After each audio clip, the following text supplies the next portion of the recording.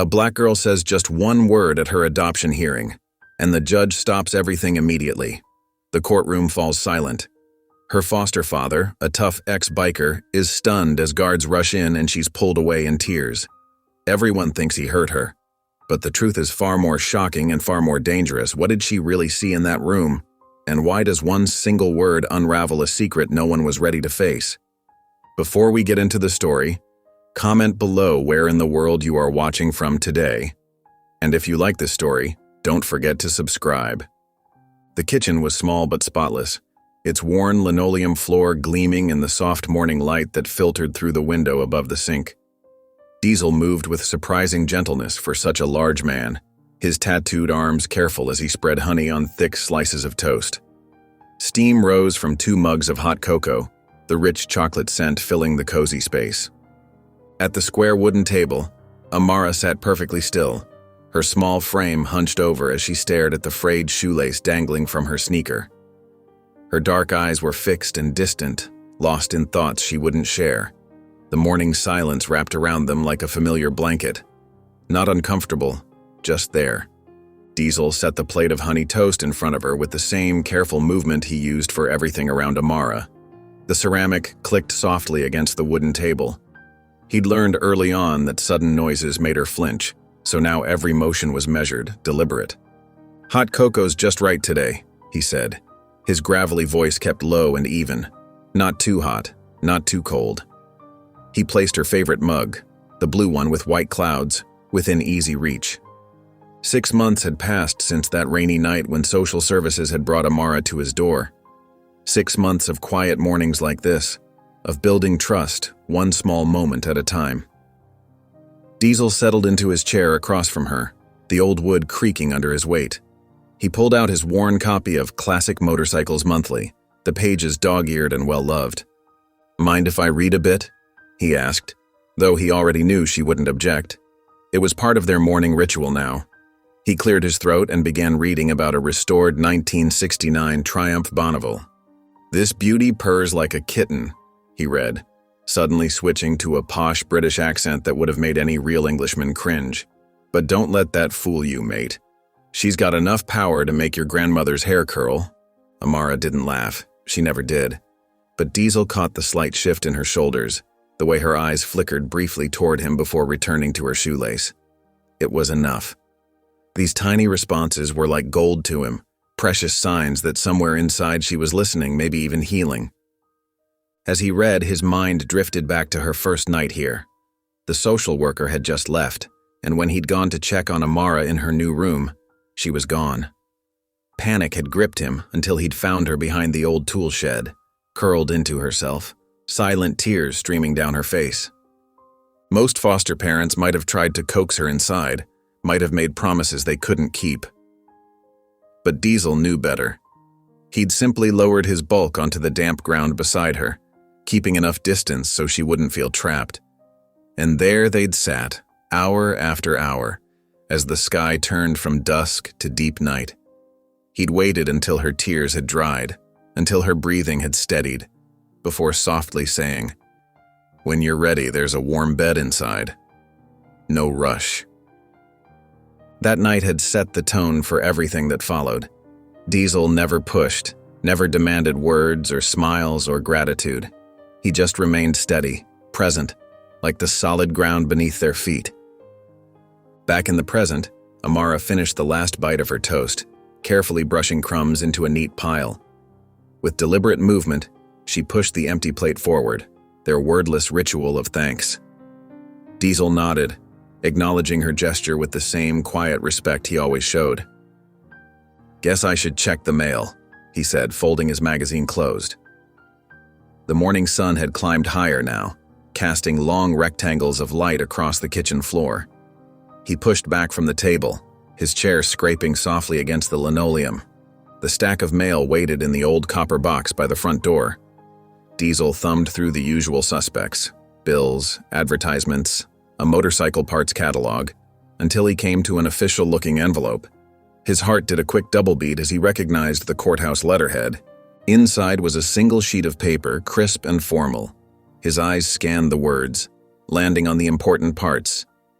Final adoption hearing, and 10 days from this notice. The paper trembled slightly in his tattooed hands, and he had to take a deep breath to steady himself. Back in the kitchen, Amara had started gathering the breakfast dishes, another part of their morning routine. She moved like a shadow, quiet and efficient, stacking the plates with careful precision. Diesel watched her from the doorway, the letter heavy in his hand, marveling at how this small, wounded soul had changed his life so completely. "Got something here we should probably talk about," he said softly, though he knew talking wasn't really their style. He set the letter on the table, within her sight but not too close. "Whenever you're ready." Amara's hands stilled on the dishes, her eyes darting to the official letterhead visible at the top of the page. She didn't move closer, didn't reach for it, but Diesel could see the slight tension in her shoulders, the way her fingers gripped the edge of the plate a little tighter. It was enough for now. They had 10 days to find the words, to face whatever fears might come with this next step. Diesel picked up his motorcycle magazine again, settling back into his chair. "Now, where was I? Oh yeah, this beauty here, she's got chrome that'll blind you on a sunny day." His voice filled the kitchen once more, steady and warm, while Amara resumed her quiet work with the dishes. The morning sun continued its slow dance across the floor, and somewhere in the distance, a bird began to sing. The morning sun cast long shadows across the driveway as Diesel wheeled out his prized Harley-Davidson. The chrome gleamed, recently polished, but what drew attention was the addition that would have made his younger self cringe. A carefully attached sidecar, complete with a pink cushion and a matching helmet resting on top. Amara stood in the doorway, her small frame hesitating at the threshold. She wore her usual oversized hoodie, despite the warm weather, the sleeves pulled down to cover her hands. Her eyes darted between the sidecar and Diesel, uncertainty written across her features. "Safety first," Diesel said, holding out the pink helmet. He'd spent hours researching the best ones, making sure it met every possible safety standard. "Got to protect that smart brain of yours." Amara took the helmet, turning it over in her hands before carefully putting it on. Diesel helped her adjust the straps, his large fingers surprisingly nimble with the delicate buckles. Once she was settled in the sidecar, he swung his leg over the bike, his own black helmet already in place. The ride to the grocery store drew stares from everyone they passed. Diesel could feel the weight of their looks, the tattooed ex-biker with a small black girl in a pink helmet beside him. Some people pointed, others whispered behind their hands. He kept his focus on the road, occasionally glancing down to check on Amara, who seemed fascinated by the way the wind rushed past them. In the store's parking lot, a white woman in pressed khakis and pearls watched them dismount, her lips pursed in disapproval. "These people adopting now?" she muttered, loud enough to be heard as she pushed her cart past them. Diesel's jaw tightened, but he kept his expression neutral, focusing instead on helping Amara out of the sidecar. Inside the fluorescent-lit store, Diesel positioned himself like a shield between Amara and the curious looks of other shoppers. He pulled out a crumpled shopping list, pointing to different items as they walked the aisles. "What do you think? Should we get the regular spaghetti or the curly kind?" Amara's finger pointed to the curly pasta, and Diesel nodded approvingly. "Good choice. More fun to eat, right?" They were in the cereal aisle when a familiar voice cut through the quiet shopping atmosphere. "Well, look who it is. The traitor himself."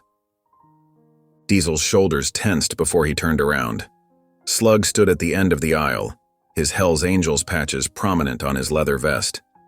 The years hadn't been kind to him. His face was more weathered, his eyes harder than Diesel remembered. "Not here, Slug," Diesel said quietly, moving to position himself between Slug and Amara.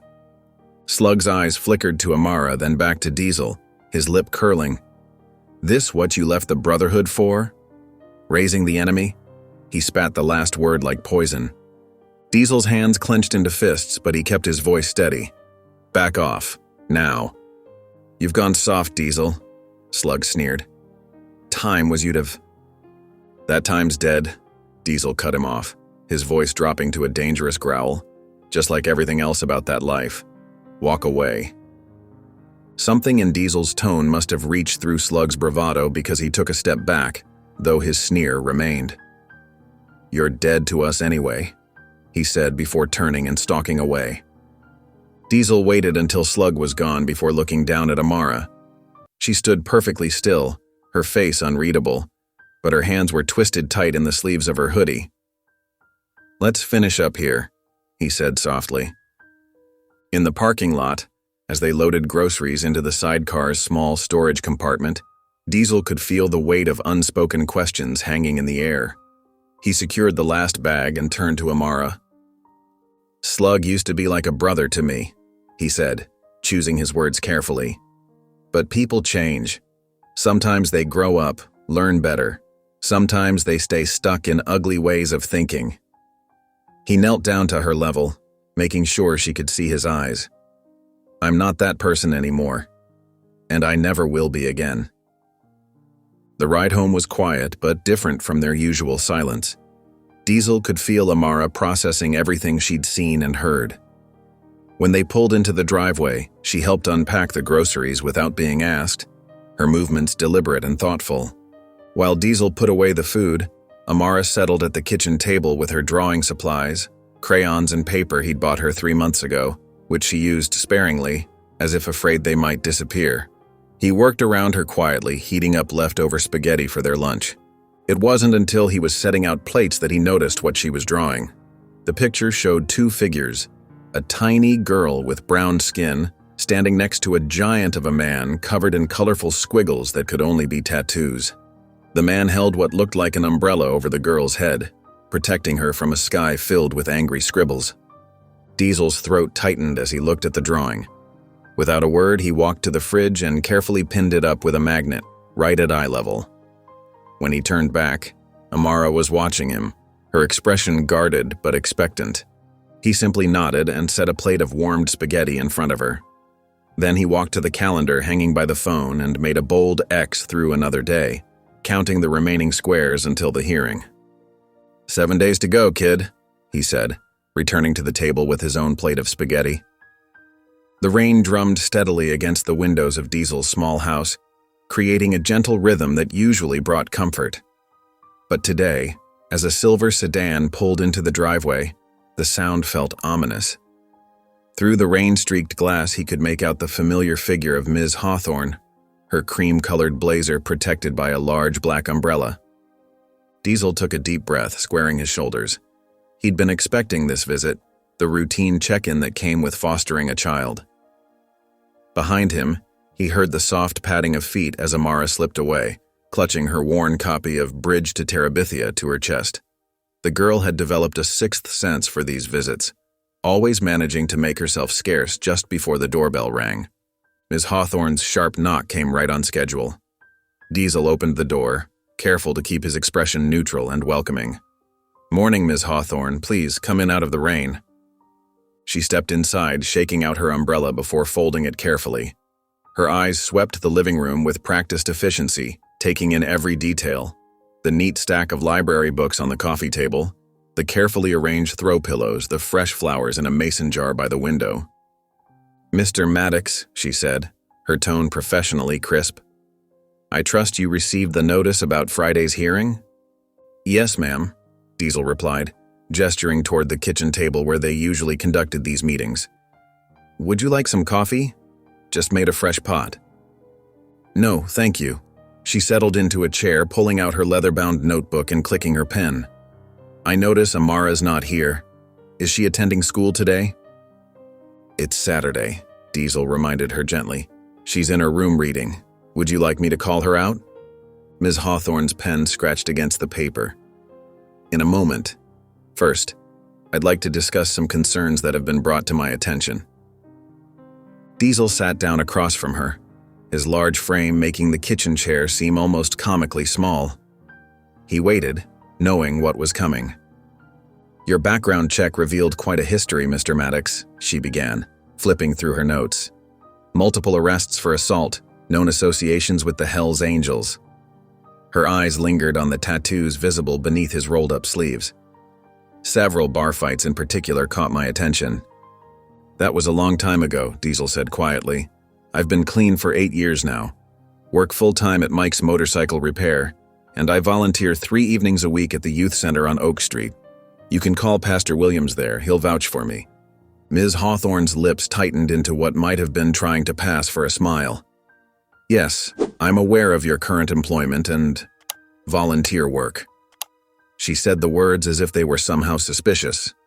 But surely you understand our concerns about placing a child, particularly a vulnerable child like Amara, in a home with someone of your background.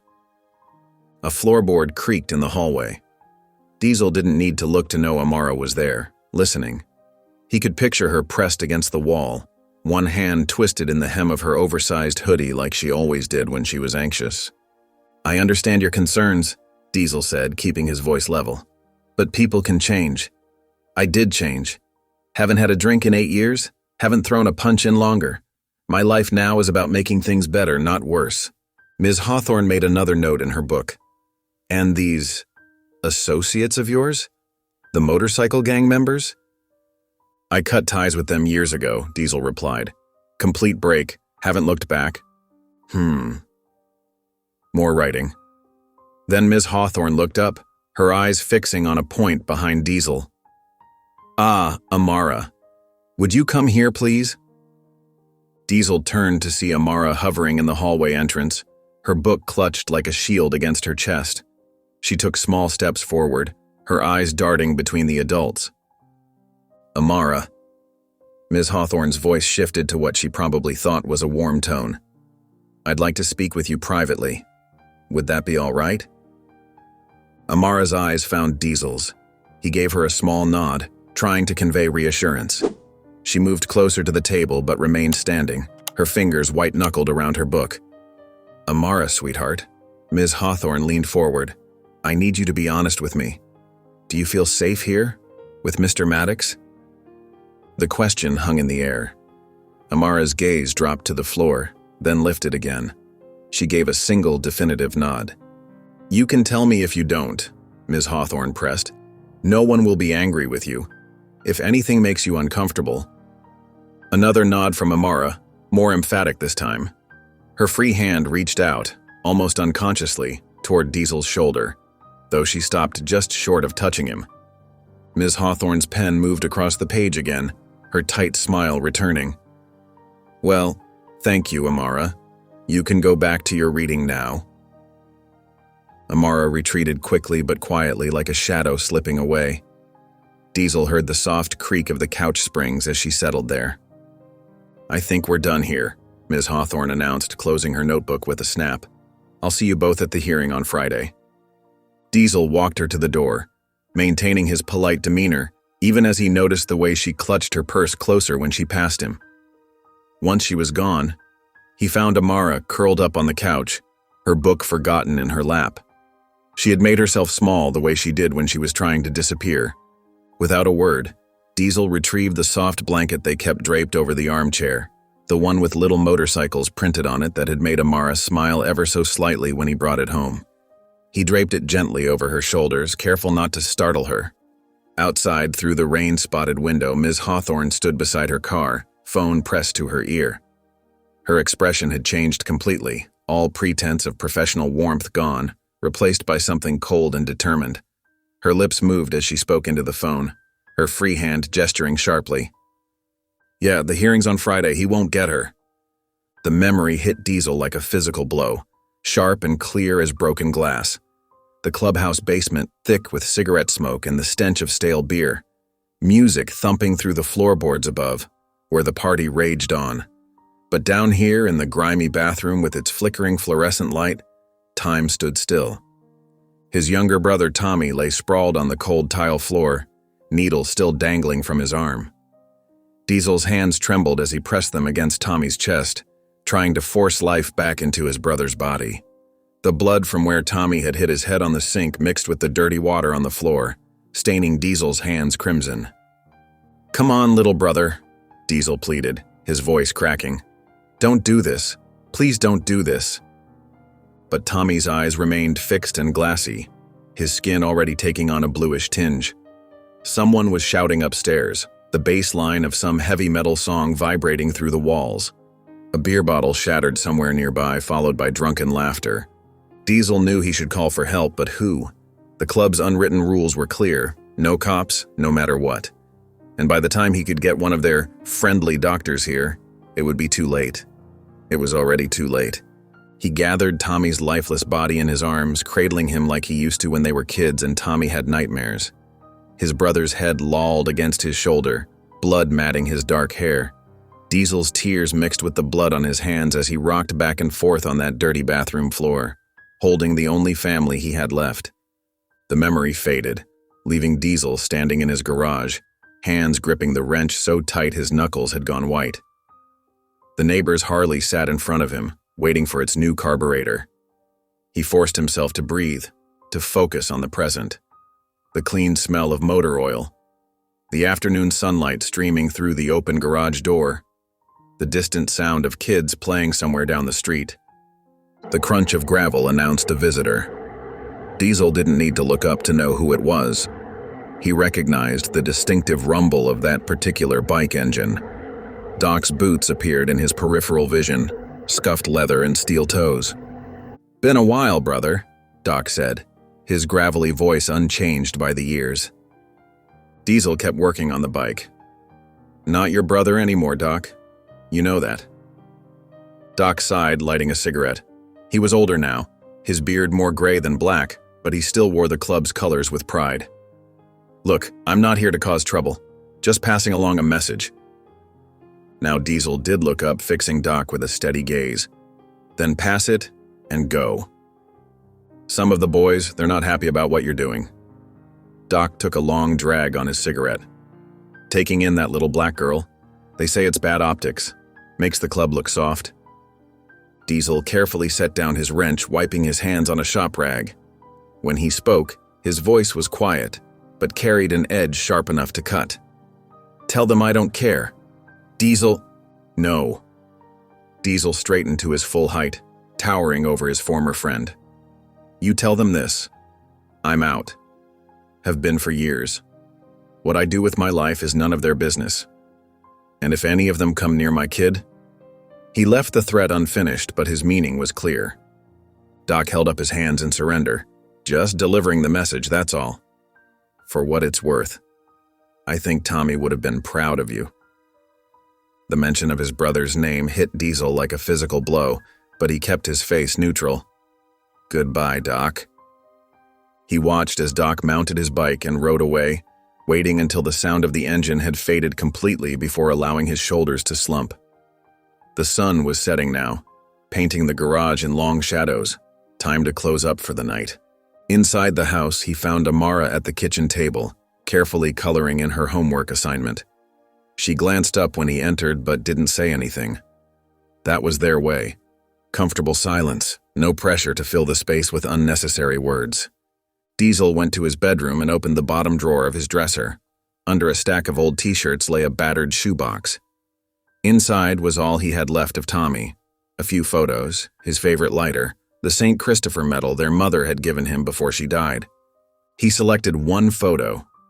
Tommy at 18, sitting on his first bike, grinning at the camera with all the cockiness of youth.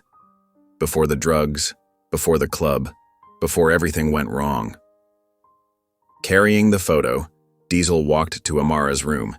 She had pinned her drawings all over one wall, mostly landscapes and animals, but in the center was the picture she'd drawn of them together, the giant, tattooed man holding an umbrella over the little girl.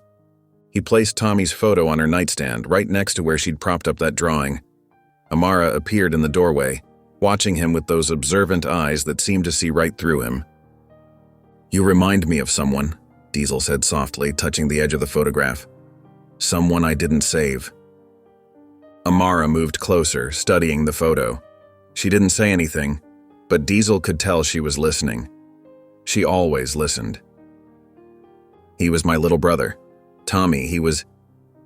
Diesel's voice caught. "He was good, funny, smart, but he got mixed up with the wrong people, with drugs. I tried to protect him, but..." He shook his head. "I failed him." Amara's small hand reached out. her fingers hovering over the photo but not quite touching it. Her expression was thoughtful, processing this new piece of information about her guardian. Later that night, after Diesel had tucked her in and gone to his own room, Amara lay in bed clutching her stuffed elephant, the one Diesel had bought her on her first night with him. The house was quiet except for the steady ticking of the clock on her wall. She pulled the elephant closer, pressing her face into its soft fur. "He's not like them," she whispered, so quietly even her elephant could barely hear. "He's not like them at all." The clock kept ticking, counting down the minutes. 4 days until the hearing. 4 days that felt both too long and not long enough. Friday morning arrived with a heavy stillness in the air. Diesel stood in front of his bathroom mirror, carefully buttoning up his black shirt. His fingers, rough from years of working on engines, fumbled with the small buttons. In the reflection, his tattoos peeked out from beneath the fabric, stark reminders of a past he couldn't erase. He rolled the sleeves down slowly, methodically, making sure each cuff was even. The house was quiet except for the soft padding of Amara's feet in her room. Diesel had laid out the new dress on her bed earlier, a soft lavender piece he'd picked out special for today. It had taken him 3 stores to find the right one, something that wasn't too frilly or pink, something that felt like Amara. He checked his watch. They had time, but not much. Running his hands through his graying hair one last time, he walked down the hallway to Amara's room. The door was partially open, and he could see her standing there in the lavender dress studying herself in her small mirror. "You ready, kid?" he asked softly, not wanting to startle her. Amara's eyes met his in the mirror's reflection. She gave a single, small nod. Her hand smoothed down the front of the dress, a nervous gesture he'd noticed she did when she was anxious. Her shoes were already on, carefully tied with double knots. The drive to the courthouse was silent. Diesel had cleaned up his truck the day before, but it still smelled faintly of motor oil and leather. Amara sat perfectly still in the passenger seat, her small backpack clutched tightly in her lap. Inside was her stuffed elephant. She hadn't wanted to leave it behind. The courthouse loomed ahead of them, all stone and stern angles. Diesel found a parking spot and killed the engine. For a moment, neither of them moved. "Whatever happens in there," Diesel said, his voice low and steady. "You remember what I told you? About family?" Amara's fingers tightened on her backpack. She nodded again. "That's right, family isn't just blood, it's choice, and I choose you, kid. No matter what." They walked up the courthouse steps together, Diesel unconsciously shortening his stride to match Amara's smaller steps. Inside, the lobby was all polished floors and echoing footsteps. A few other people milled about, lawyers in sharp suits, court officers in uniforms, civilians looking lost and worried.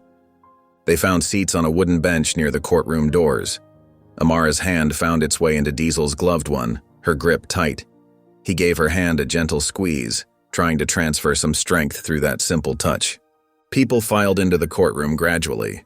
Diesel was so focused on keeping his breathing steady, on projecting calm for Amara's sake, that he didn't notice the man who slipped in and took a seat in the back row.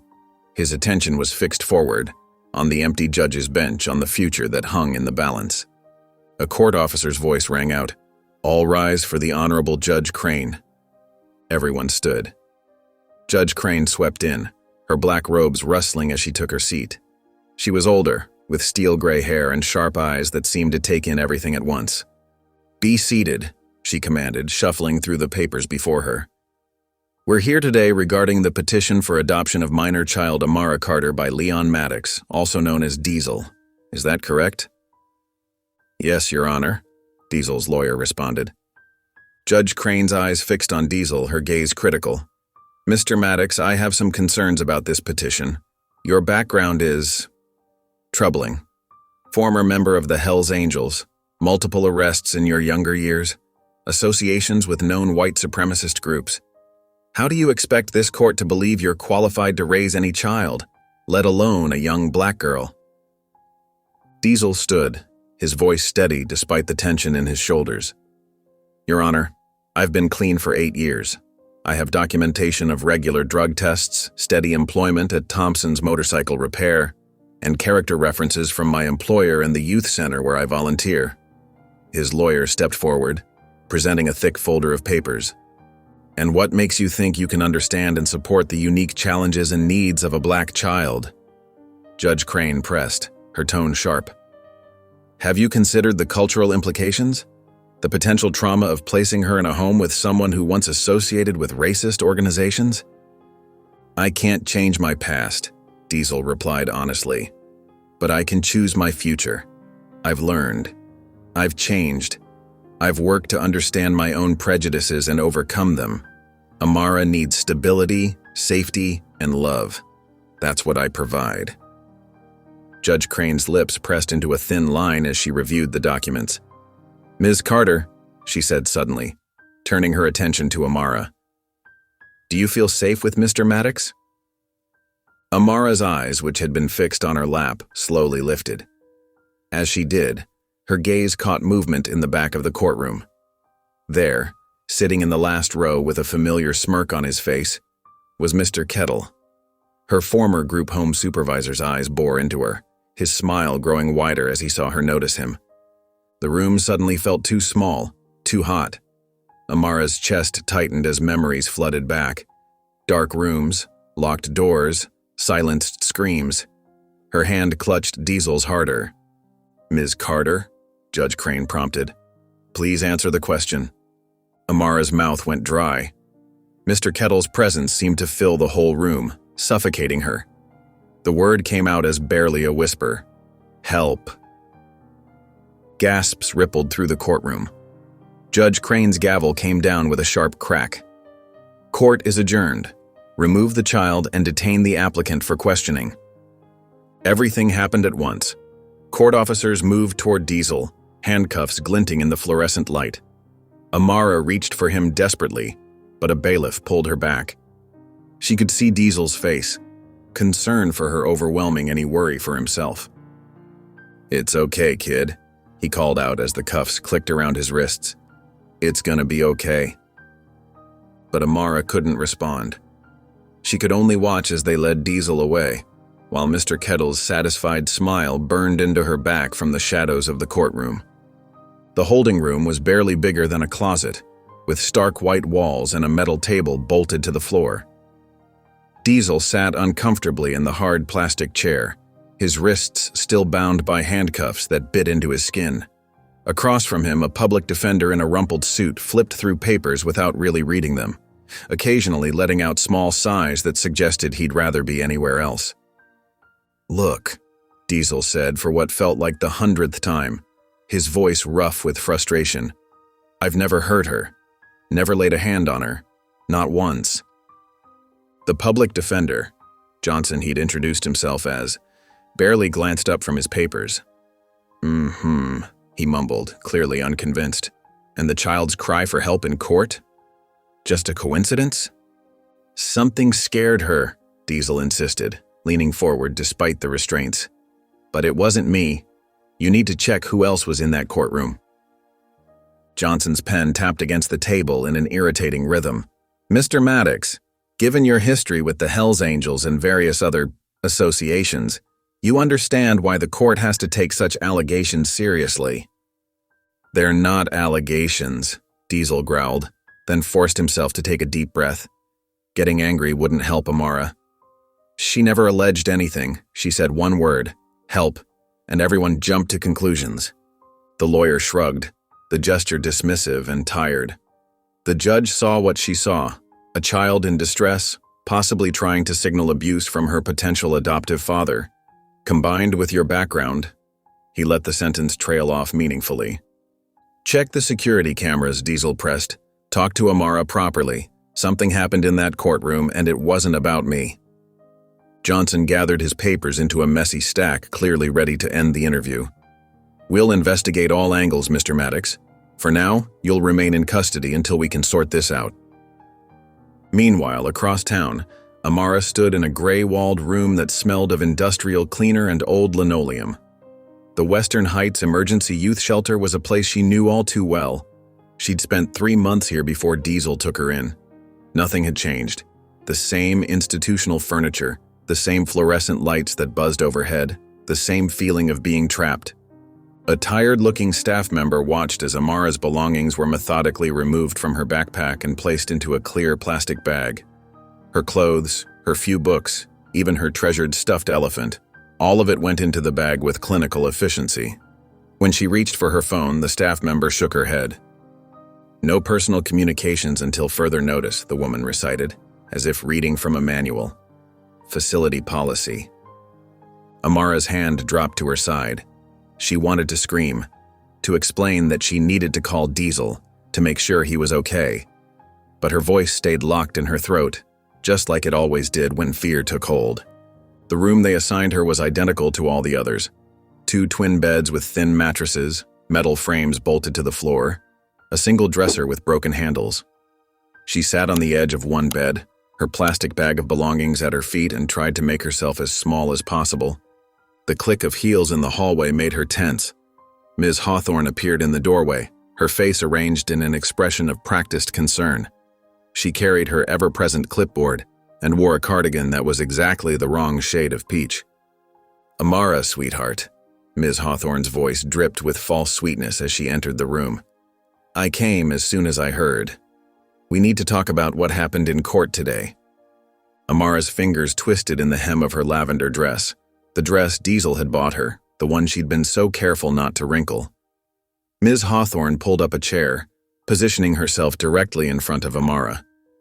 "When you said help in court," Ms. Hawthorne continued, pen poised over her clipboard, "what exactly did you mean? Has Mr. Maddox ever hurt you? Made you feel uncomfortable?"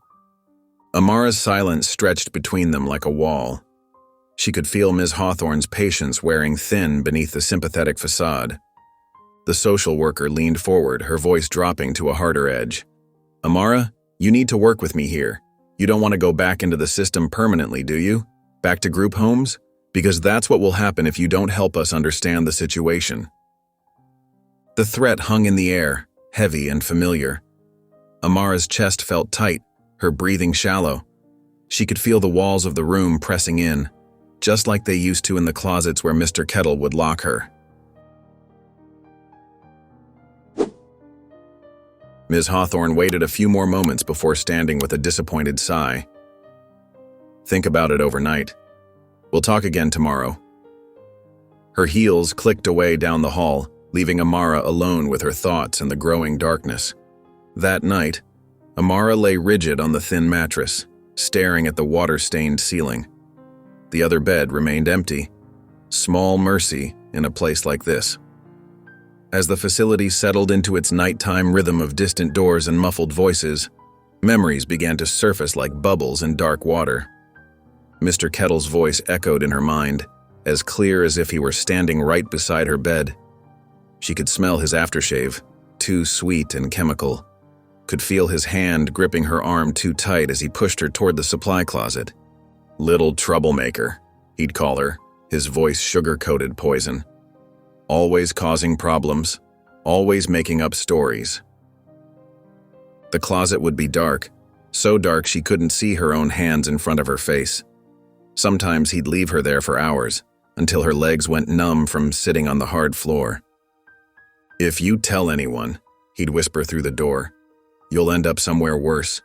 Somewhere so bad you'll wish you were back here with me." Amara jerked awake in the darkness, her heart hammering against her ribs. She hadn't realized she'd fallen asleep. Rain pounded against the window, a window fitted with thick metal bars that cast striped shadows across her bed. For a moment she couldn't remember where she was. Then reality crashed back in. The courthouse, Diesel in handcuffs, this familiar gray room in this familiar gray building. The rain kept beating against the glass, a steady rhythm that offered no comfort. Through the bars, occasional headlights swept across the ceiling, creating moving patterns that reminded her too much of shadows under closet doors. The morning light filtered softly through gauzy curtains in Dr. Willis's office, casting a gentle glow over shelves lined with carefully arranged toys and books. The space had been deliberately designed to feel safe. Warm colors, comfortable furniture, and nothing that could trigger anxiety in traumatized children. Dr. Willis herself sat in a well-worn armchair, her posture relaxed but professional, her dark hair pulled back in a neat bun.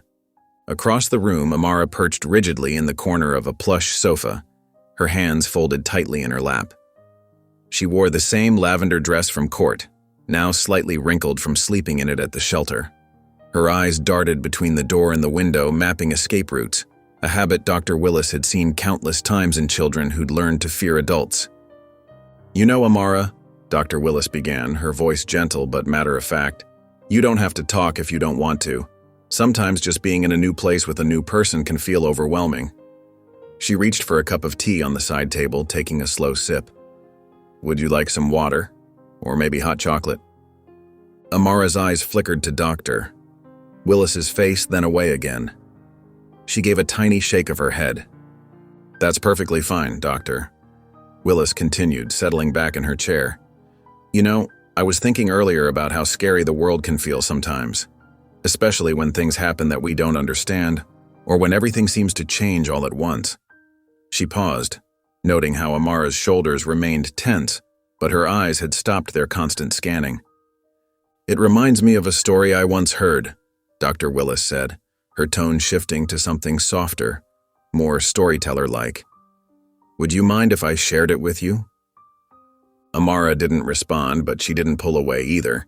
Dr. Willis took this as permission to continue. "There was once a small fox who lived in a great big forest. This fox was very clever and very quick, but also very afraid. You see, bigger animals were always chasing her. Wolves who wanted her den, eagles who wanted her for dinner, even other foxes who didn't want to share their hunting grounds." Dr. Willis noticed Amara's hands had loosened slightly in her lap. This little fox learned all sorts of tricks to stay safe. She knew how to hide in hollow logs, how to run without making a sound, how to make herself so still that she became almost invisible. But being always afraid, always running and hiding, it was exhausting. Amara's eyes were fixed on Dr. Willis now, though her expression remained carefully neutral. One day, the little fox met a wise old owl. Instead of trying to chase her away, the owl simply watched from its branch and asked, "Little fox, why do you run so fast when no one is chasing you?" The fox was confused because she was sure someone was always chasing her. But when she finally stopped running long enough to look behind her, she realized something important. She wasn't being chased at all. Not anymore. As Dr. Willis spoke, she noticed Amara's posture gradually softening, her rigid spine relaxing slightly into the couch cushions. Meanwhile, across town, Diesel stood in the doorway of his small house, his heart sinking at the scene before him. The public defender had finally secured his release under supervision, ankle monitor and all, but coming home felt nothing like relief. The house had been ransacked. Kitchen drawers hung open, their contents scattered across the floor. The living room furniture was overturned, cushions slashed. Papers from his adoption application lay strewn everywhere, some crumpled, others torn to pieces. But worst of all was the message scrawled in thick black marker across his refrigerator. "She's not yours." Diesel's hands clenched into fists at his sides. He knew this wasn't random vandalism. The message was too specific, too personal. His mind went immediately to Slug's sneering face in the grocery store, to Doc's warning about the boys not liking what he was doing. With controlled movements, Diesel pulled out his phone and called his lawyer. Johnson answered on the fourth ring, sounding distracted. "Someone broke into my house," Diesel said without preamble. "Trashed the place, left a threat about Amara. Are you sure it wasn't just regular burglars?" Johnson's voice crackled with disinterest. "File a police report. Document any stolen items for insurance." "This wasn't about stealing," Diesel growled. "This was a message. From my old club. They're trying to stop the adoption." Johnson sighed heavily. "Mr. Maddox, given your current situation, I'd advise against making accusations without proof. File the report, clean up the mess, and focus on cooperating with the court's investigation. That's the best way to help your case right now." The line went dead before Diesel could argue further. He stood in his destroyed living room, surrounded by the wreckage of his attempt at a normal life, and felt the weight of powerlessness pressing down on him. Back in Dr. Willis's office, the afternoon light had softened to a warm, golden glow. Dr. Willis had moved on to drawing, sitting quietly at a small table while Amara watched from her corner of the sofa. The therapist didn't push or prompt, simply allowed the silence to exist without pressure. Then, so quietly it was almost inaudible, Amara spoke. "The man in court," she whispered, her voice rough from disuse. "He hurt me." Dr. Willis kept her movements slow and deliberate as she set down her pencil. She turned to face Amara, maintaining a careful distance. "Can you tell me his name?" Amara's hands twisted in her dress, but her voice grew slightly stronger. "Mr. Kettle." Dr. Willis felt her eyes widen, but she worked to keep her expression calm and supportive. "Thank you for telling me that, Amara. That was very brave. Can you tell me his name again, just so I'm sure I heard correctly?" Amara nodded slowly, each movement deliberate. "Mr. Kettle," she repeated, and though her voice shook, she didn't look away. Dr. Willis sat at her desk long after Amara had been picked up, her fingers flying over her keyboard as she dug through digital archives. The courthouse visitor logs from Friday's hearing glowed on her screen, confirming what she already knew. Kenneth Kettle, signed in at 9:47 a.m., departed at 11:15 a.m. Her stomach twisted as she studied his signature, the lazy loops of someone who'd signed many such logs before. She reached for her phone, scrolling through contacts until she found the name she needed. Marcus Chen, former DA, now in private practice. They'd worked cases together years ago, back when she was just starting her practice. He picked up on the third ring. "Lillian? It's been ages." "Marcus, I need a favor." She kept her voice steady, professional. "I need everything you can find on a Kenneth Kettle, specifically any complaints filed against him while he worked in the foster care system." There was a pause on the line. "That might take some digging. How urgent?" "Very." Dr. Willis glanced at Amara's empty chair, still sitting in the corner where the girl had finally spoken her truth. "I have a patient, a child. She's named him as an abuser. Give me an hour." The files arrived in her secure email just as the sun was setting. Dr. Willis's office grew darker as she read through document after document, her desk lamp casting harsh shadows across her face. The pattern was clear and horrifying. 6 complaints over 8 years, all from different children. All marked as unsubstantiated. All closed due to unreliable witness testimony or insufficient evidence. All the children had been black girls. The next morning, Dr. Willis marched into the Department of Children's Services, her heels clicking sharply against the linoleum floors. She found Ms. Hawthorne in her office, arranging files with methodical precision. "We need to talk about Kenneth Kettle," Dr. Willis said without preamble. Ms. Hawthorne's hands stilled for just a moment before resuming their work. "I'm quite busy, Dr. Willis. Perhaps we could schedule 6 complaints." Dr. Willis dropped the stack of papers onto Ms. Hawthorne's desk. 6 children, all saying the same thing, all dismissed. "Children in the system often have complex trauma histories," Ms. Hawthorne replied, her voice smooth as glass. "They make up stories, seek attention. You know how trauma works?" She smiled, but it didn't reach her eyes. "We investigate every credible complaint thoroughly." "Every credible complaint?" Dr. Willis leaned forward, placing both hands on the desk. "Or just the ones that don't threaten the system's reputation?" Ms. Hawthorne's smile tightened. "I don't appreciate what you're implying, Doctor. Perhaps you're too emotionally invested in this case. It happens to the best of us." "This isn't about emotion. This is about evidence." Dr. Willis straightened up, maintaining eye contact. "And I'm not the only one looking into this now." Something flickered across Ms. Hawthorne's face, uncertainty, perhaps even fear. But it vanished quickly behind her professional mask. Still, Dr. Willis noticed how the social worker's hands trembled slightly as she straightened her papers. The confrontation was interrupted by a knock at the door.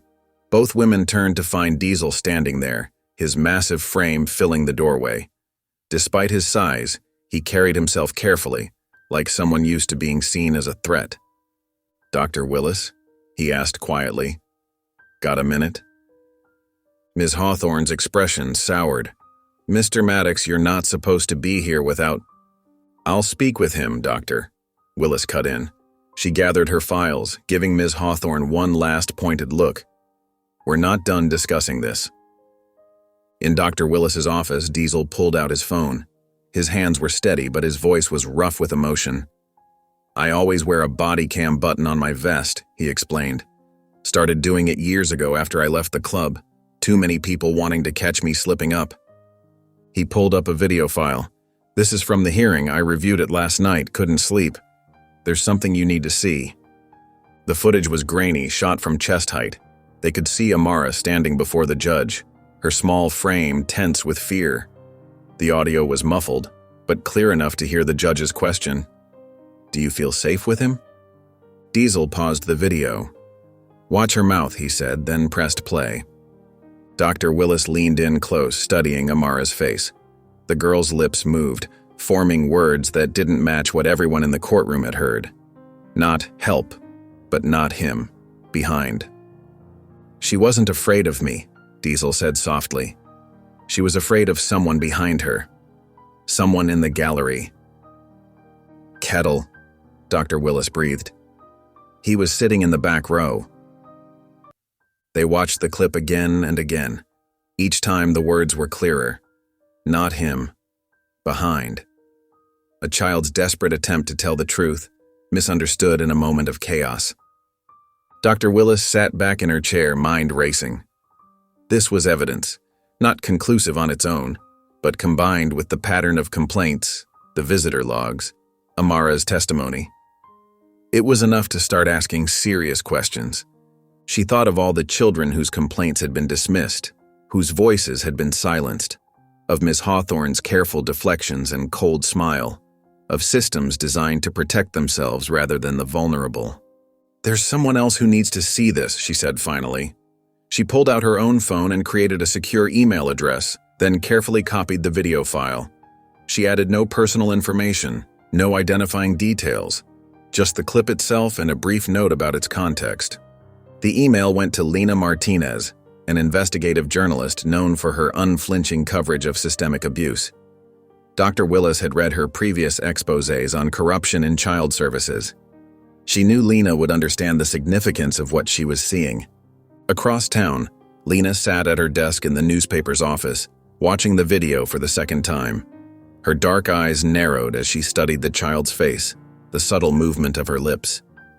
Years of experience had taught her to trust her instincts, and every instinct was screaming that this was important. She picked up her phone, dialing a familiar number. "Hey, it's Lena," she said when the line connected. "Remember that story we shelved last year about abuse cover-ups in the foster system? I think I've got something. This could crack something open." Monday morning arrived with the harsh fluorescent glare of the juvenile facility's rec room. Amara sat cross-legged in the corner, a worn paperback book open in her lap, though her eyes hadn't moved from the same page for 20 minutes. The familiar buzz of conversation filled the room, but today it felt different, charged, like static before a storm. A group of girls huddled around a contraband phone near the foosball table, their whispers carrying across the room in fragments. Amara tried to focus on her book, but their voices grew louder, more insistent. "That's her, right?" One girl nudged another. "The one from the video?" "Has to be, look at her." A tall girl with braids twisted in a high bun stepped away from the group, phone clutched in her hand. She approached Amara slowly, like someone approaching a scared animal. "Hey," she said, her voice a mix of curiosity and accusation. "You're the girl from the video, right? The one who snitched?" Amara's fingers tightened on her book. Her heart pounded against her ribs, but her face remained carefully blank. She hadn't known there was a video. Hadn't known people could see her, judge her, label her. The girl held out the phone, showing a news website. Amara caught a glimpse of herself, a still frame from what looked like security footage, her small figure standing before Judge Crane. The headline above read, "Silent Voices. Questions arise in foster care case." More girls gathered around, their presence pressing in like a physical weight. Some looked sympathetic, others suspicious. A few wore expressions Amara recognized all too well, the look of children who'd learned early that speaking up only made things worse. "My cousin works at the courthouse," one girl said. "She said you got your foster dad arrested." "I heard it was about that creepy supervisor from Western Grove home," another whispered. Amara closed her book with trembling hands and stood up. The circle of girls parted, letting her pass. As she walked toward the door, she felt their eyes following her, heavy with unasked questions. The facility staff's behavior had shifted too. Ms. Rodriguez, who usually just handed out medication with mechanical efficiency, actually smiled at Amara during morning meds. "How are you holding up, sweetie?" she asked, her voice gentle. But Mr. Peterson, the afternoon aide, practically threw Amara's lunch tray at her. "These kids," he muttered to another staff member, loud enough for Amara to hear. "Always stirring up drama, looking for attention." In her shared room, Amara curled up on her thin mattress, pressing her face into the pillow. The familiar smell of industrial detergent filled her nose as tears leaked silently from her eyes. She hadn't asked for any of this, hadn't wanted to be seen, to be talked about, to be a symbol of anything. Across town, in the cluttered office of the local newspaper, Lena Martinez put the finishing touches on her article. She'd been careful with her words, threading the needle between exposure and protection. The story needed to be told, but not at the cost of further traumatizing a child. The finished piece, titled "The Girl Who Said Help," was subtle but devastating. It didn't name Amara directly, but it painted a clear picture of systemic failures. Lena detailed the pattern of dismissed complaints against certain staff members, the disproportionate removal of black children from foster homes, and the culture of silence that pervaded the system. In a recent custody hearing, she wrote, "A child's cry for help was misinterpreted, or perhaps deliberately misunderstood, leading to the separation from a stable placement. This incident raises questions about who our system truly protects and whose voices we choose to hear." The article went live at noon. By 1 o'clock, it had been shared hundreds of times. In his garage, Diesel wiped grease from his hands and opened his laptop. The article's headline caught his eye immediately. He read it 3 times, his expression growing darker with each pass. Then he printed it out, grabbed a red marker, and began circling key passages. Pattern of dismissed complaints.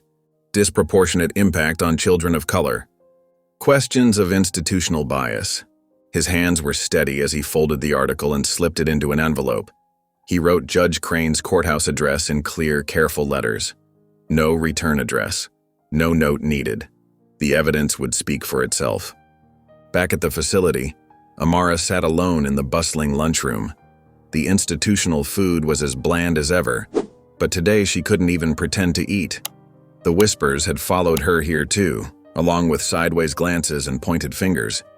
She pushed her peas around with her fork, trying to make it look like she was eating. That's when she saw it. A small piece of paper, folded tight and tucked beneath her milk carton. Her stomach clenched as she reached for it, already knowing nothing good could be written inside.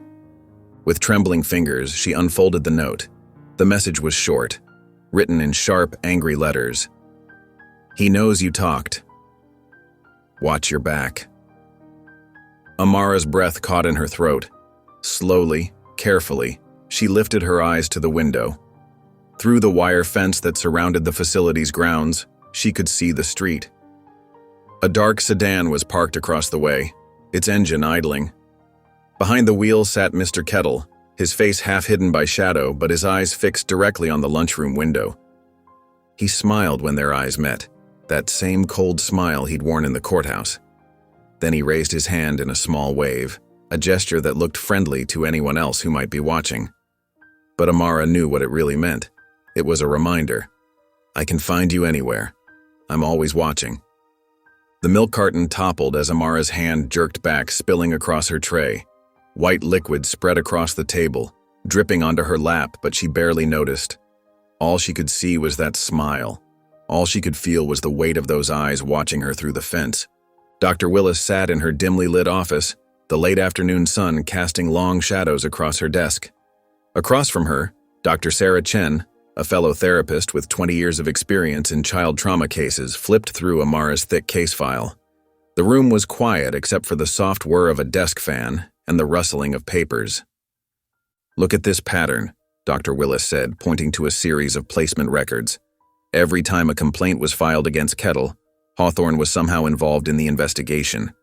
And every single time the case was closed due to insufficient evidence or unreliable testimony. Dr. Chen adjusted her reading glasses, frowning as she studied the documents.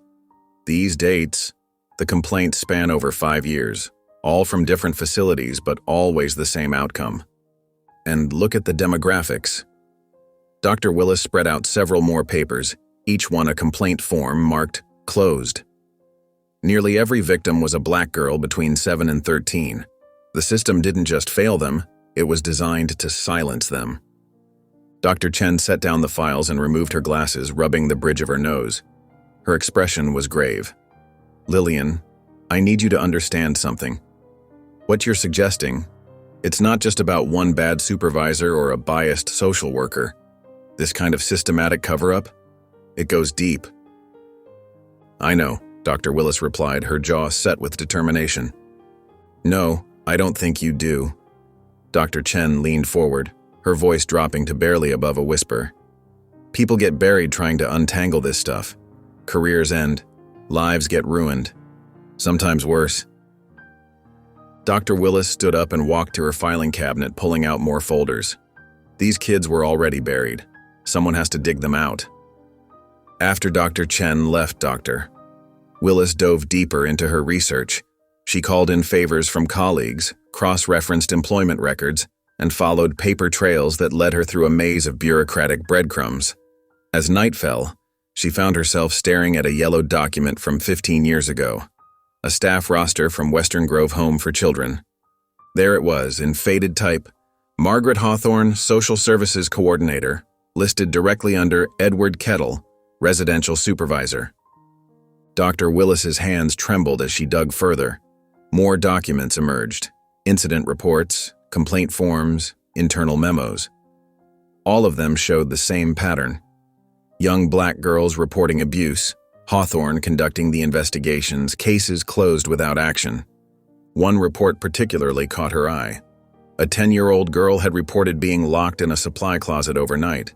The complaint was dismissed as attention-seeking behavior.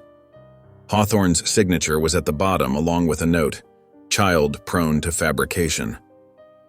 Across town, Judge Crane sat at his massive mahogany desk, staring at the unmarked envelope that had appeared in his mail. He recognized the handwriting, precise, careful letters that could only belong to the tattooed man from the hearing. He didn't open it. Instead, he placed it in his top drawer and checked his watch. The parking lot of Pete's Diner was nearly empty when Judge Crane pulled in. A single motorcycle was parked in the shadows, a black Harley with worn leather saddlebags. Slug stood beside it, smoking a cigarette, his weathered face half hidden under the brim of a trucker cap. "You're late," Slug growled as the judge approached. "I'm busy cleaning up your mess," Crane snapped back. "You said she'd stay quiet, that was the deal." Slug flicked his cigarette away, orange sparks dancing across the asphalt. "Your guy showed up to the hearing. That's on you. We had everything handled until Kettle got cocky." "He wasn't supposed to be there at all?"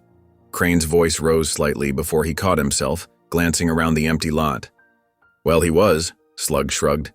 "And now we got journalists sniffing around. My boys can only do so much damage control." The judge ran a hand through his thinning hair. "Just handle it. Whatever it takes. This can't get out." "It'll cost you," Slug said, his voice flat. "More than last time." Judge Crane nodded tersely and walked back to his car. As he drove away, Slug pulled out his phone and made a call. Dr. Willis was preparing for bed when her phone rang. The number showed up as unknown. She almost let it go to voicemail, but something made her answer. Dr. Willis speaking. There was a moment of static, then a voice, electronically distorted, impossible to identify as male or female. "Drop it." She felt her pulse quicken but kept her voice steady. "Who is this? You're digging where you shouldn't. Drop it or we drop her." The line went dead. Dr. Willis stood frozen, the phone still pressed to her ear, listening to the empty dial tone. She knew they meant Amara. The threat was clear. Back off, or the child would pay the price. Her hands shook as she set down the phone. On her desk, Amara's file lay open, filled with years of systematic abuse and calculated cover-ups. Next to it sat her own notes about Hawthorne and Kettle's connection, evidence of a conspiracy that had destroyed countless young lives. The threat hung in the air like smoke, but Dr. Willis remembered Amara's face, remembered the moment when the girl finally spoke up about Kettle.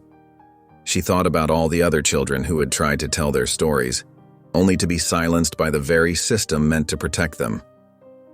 She walked to her desk and began gathering the files, organizing them methodically. The threat wasn't just about stopping her investigation. It was proof that she was getting close to something bigger than she'd initially suspected, something that powerful people wanted to keep hidden. The evening sun cast long shadows across the modest apartment complex where Renee Carter lived. She had just finished her shift at the bakery, her work apron still dusted with flour as she collapsed onto her worn couch. A knock at the door made her jump. Through the peephole, she saw a young woman in professional attire holding a leather messenger bag. The woman knocked again, more insistently. "Ms. Carter? I'm Lena Martinez from the Daily Chronicle. I need to speak with you about your niece, Amara." Renee's heart skipped a beat. She hadn't heard anything about Amara in months, not since the court had denied her adoption petition, claiming her 2 jobs and small apartment made her unsuitable. She opened the door cautiously, chain still latched. "What about Amara?" Lena held up a newspaper. "May I come in? This is important." Inside, Renee sat rigid on the edge of her couch as Lena spread out several documents on the coffee table. The article's headline jumped out. "The Girl Who Said Help: Systemic Failures in Child Welfare." "They never told you, did they?" Lena asked softly, watching Renee's face. "About the man who was hurting her? About why she kept getting moved from home to home?" Renee's hands trembled as she picked up the article. Her eyes scanned the words, growing wider with each paragraph. The blood drained from her face. "No one ever told me she was in danger," she whispered, her voice cracking. "They said I wasn't good enough, that she needed more stability. But all this time..." She couldn't finish the sentence. Lena pulled out more papers. Court documents, facility records, witness statements. "The system failed her, Ms. Carter. But now we have evidence. There's a new judge assigned to juvenile court, and with these developments, you might have another chance." The next morning, Renee called in sick to work for the first time in 2 years. She put on her best dress, navy blue with small white flowers, and headed to the courthouse.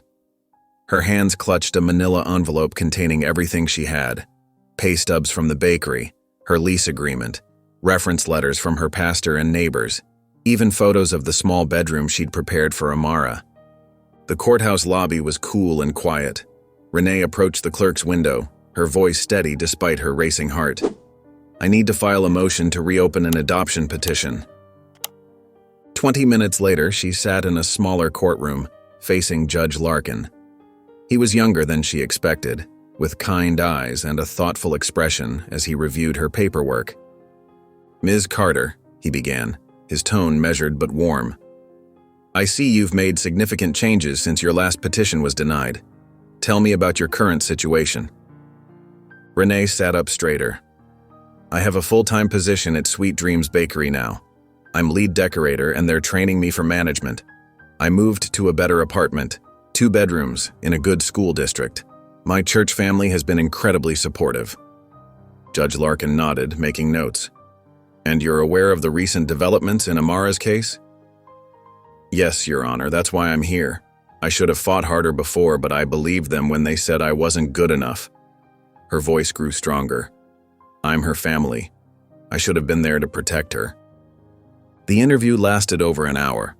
Judge Larkin asked detailed questions about her schedule, her support system, her plans for Amara's education and care. Unlike her previous hearing, he seemed to actually listen to her answers. As she left the courthouse, Renee nearly collided with a large man in a leather vest. She recognized him immediately from Lena's article. Diesel, the biker who had tried to adopt Amara. They stood awkwardly for a moment, sizing each other up. Diesel spoke first, his voice surprisingly gentle. "You're her aunt?" Renee nodded. "You're the man who took care of her?" "Tried to?" His massive shoulders slumped slightly. Wasn't good enough for them either. They found themselves walking to the courthouse cafe, neither quite ready to leave. Over coffee, Renee studied the man's tattooed arms and gruff exterior, trying to reconcile it with what she'd read about his dedication to Amara. "I didn't think someone like you could love her," Renee admitted finally. "I was wrong." Diesel's weathered face softened. "I didn't think anyone would give me the chance to try." They talked for another hour. Diesel shared stories about Amara's favorite breakfast foods, her quiet way of showing affection, her love of drawing. Renee told him about Amara as a baby, about her mother, Renee's sister, who had died too young, about the years she spent trying to get custody while working multiple jobs.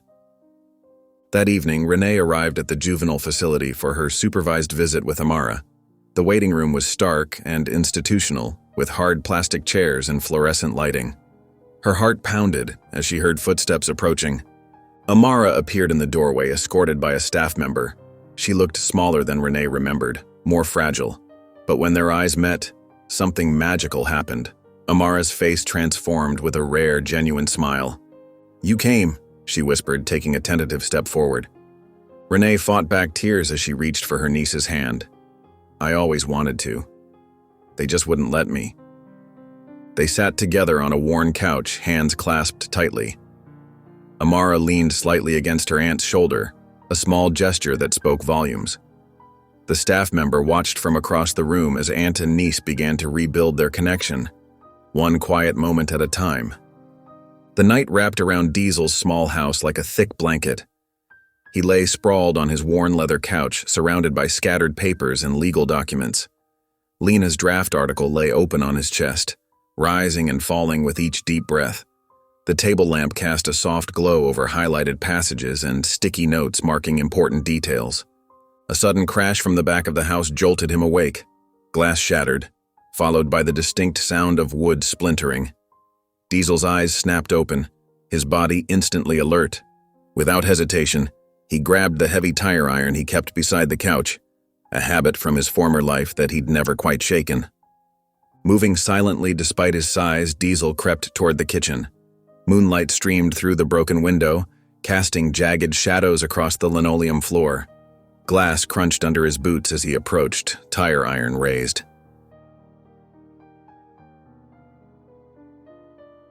A dark figure stood by the back door, frantically rifling through the papers on his counter.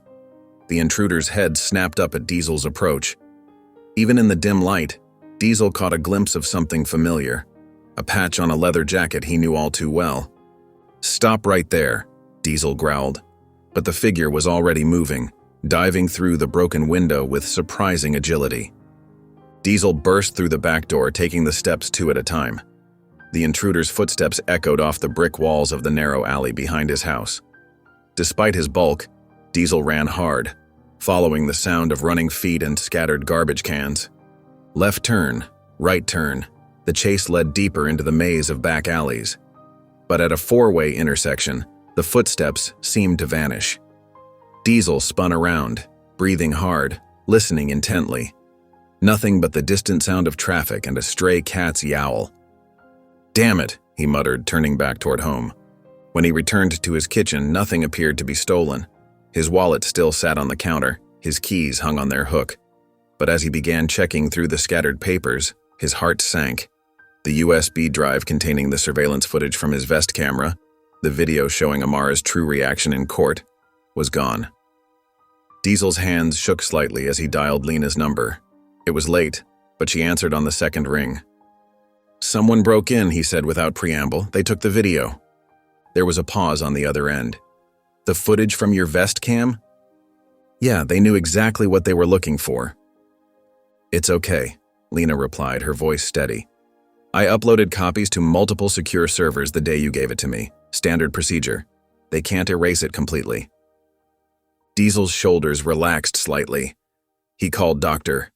Willis next, keeping his voice low as he explained what happened. She listened intently, making notes. "They're getting desperate," she said. "That's good. It means we're close to something." Across town in his home office, Judge Larkin sat surrounded by case files. His desk lamp illuminated stacks of papers, all Judge Crane's rulings from the past year. His wife had gone to bed hours ago, but something about these cases kept nagging at him. He pulled up another file on his laptop, adding to his growing spreadsheet. Patterns began emerging. Black children consistently placed in group homes despite available family members, adoption petitions denied on questionable grounds, familiar names appearing as character witnesses or supervisors. Larkin rubbed his tired eyes, then reached for his phone. He dialed a number he rarely used, the direct line to the Judicial Review Board. "This is Judge Larkin," he said when the answering service picked up. "I need to request a formal investigation into Judge Crane's placement rulings over the past 12 months, particularly cases involving minority children." He paused, then added, "And I want all files related to Mr. James Kettle's involvement in the foster care system." The next morning, sunlight streamed through the windows of the juvenile facility as Dr. Willis arrived for her scheduled session with Amara. She found the hallway in chaos. A young male staff member sat on a plastic chair, holding an ice pack to his face. His lip was split and a bruise was forming around his eye. "What happened?" Dr. Willis demanded, her professional calm masking her concern. A supervisor appeared, looking harried. Amara had some kind of episode during breakfast. When Marcus tried to escort her back to her room, she just exploded, started fighting like someone was trying to kill her. Dr. Willis found Amara in the facility's small medical room, curled up on an examination table. Her small frame was tense, her eyes red from crying. "Everyone out," Dr. Willis ordered. The nurse and supervisor exchanged glances but complied. Once they were alone, Dr. Willis pulled up a chair next to the table. She didn't speak, didn't try to touch Amara. She just waited, creating a space of safety and patience. After several minutes, Amara's whisper broke the silence. "I dreamed I was back in that closet." Dr. Willis nodded slowly, understanding immediately. The closet in Mr. Kettle's house. The punishment room mentioned in multiple case files. "He tried to grab my arm," Amara continued, her voice barely audible. Just like Mr. Kettle did," Dr. Willis finished gently. Amara nodded, a single tear sliding down her cheek. Dr. Willis leaned forward, her voice taking on a steel edge that would have surprised most of her colleagues. "We're going to end this," she said firmly. "All of it." The words hung in the air between them, a promise and a battle cry wrapped into one. Amara lifted her head slightly, meeting Dr. Willis's determined gaze with her own. Judge Larkin's office was quiet, except for the gentle hum of the air conditioning. Morning sunlight filtered through Venetian blinds, creating stripes of light across his polished desk. He checked his watch, 7:30 a.m., well before regular court hours. A soft knock at the door made him look up. Lena entered carrying a weathered leather briefcase. Her dark hair was pulled back in a neat bun, her expression serious but determined. She didn't waste time with pleasantries. "Thank you for meeting me so early, Your Honor," she said, settling into the chair across from him. "What I'm about to show you needs to be handled carefully." Judge Larkin nodded, folding his hands on the desk. "I assume this relates to the Amara Carter case?" "This goes far beyond just Amara." Lena opened her briefcase and pulled out a thick manila folder. "These are sealed complaints dating back 5 years, all involving Mr. Kettle, all dismissed or buried with Ms. Hawthorne's help." She spread several documents across the desk. Judge Larkin leaned forward, adjusting his reading glasses. His eyes narrowed as he scanned the pages. "There's more," Lena said, pulling out a small digital recorder. "I've been collecting testimonies. Names are redacted for protection, but..." She pressed play. A young voice filled the room, trembling but clear. "He said if I told, he'd say I lied because I'm black." The audio continued, describing nights locked in closets, threats whispered in dark hallways, and always the same warning. No one would believe them. Judge Larkin's jaw tightened as he listened. He picked up another document, this one showing Judge Crane's signature on multiple dismissals. The dates aligned perfectly with Hawthorne's case recommendations. "This isn't coincidence," he said quietly. "No, sir, it isn't." Lena pulled out one final piece of paper, A photograph of Judge Crane, Ms. Hawthorne, and Mr. Kettle at a charity fundraiser 3 years ago. They were smiling, comfortable, familiar. Back in his chambers later that morning, Judge Larkin worked methodically. He issued orders to unseal dozens of old case files, each one connected to either Kettle or Hawthorne. His clerk looked increasingly disturbed as she processed the paperwork. By early afternoon, the judge had seen enough. He drafted an emergency order suspending Ms. Hawthorne pending a formal investigation. His signature was firm and decisive on the bottom line. Across town, Dr. Willis sat in her office when her phone buzzed. The message was brief but significant. A court hearing had been scheduled for 3 days from now to determine if Amara could testify. Dr. Willis immediately began preparing notes, knowing how crucial this moment would be. At the juvenile facility, Amara sat alone in the common room, her shoulders hunched, as if trying to make herself invisible. The other kids had learned to give her space after her outburst. She jumped slightly when a young staff member, barely out of college, approached her desk. The woman, whose name tag read Sarah, moved slowly, telegraphing her movements. She placed a small object on the corner of Amara's desk and stepped back. "This fell out of your bag earlier," she said quietly, even though they both knew it hadn't. Amara stared at the simple flip phone. As soon as Sarah walked away, it vibrated in her hand. Her fingers trembled as she opened it. "Kid?" Diesel's familiar, gravelly voice filled her ear. Amara's breath caught in her throat. She hadn't heard his voice in what felt like forever. "I got you," he continued, his tone warm and steady. "We're getting you out. Just hang tight a little longer." Amara couldn't speak, but she tapped once on the phone, their old signal for "I understand." "That's my girl," Diesel said softly. "Delete this number after we hang up. Someone you can trust will be in touch soon." The line went dead, and Amara quickly deleted the call history as instructed. She slipped the phone into her sock, feeling its weight like a small beacon of hope.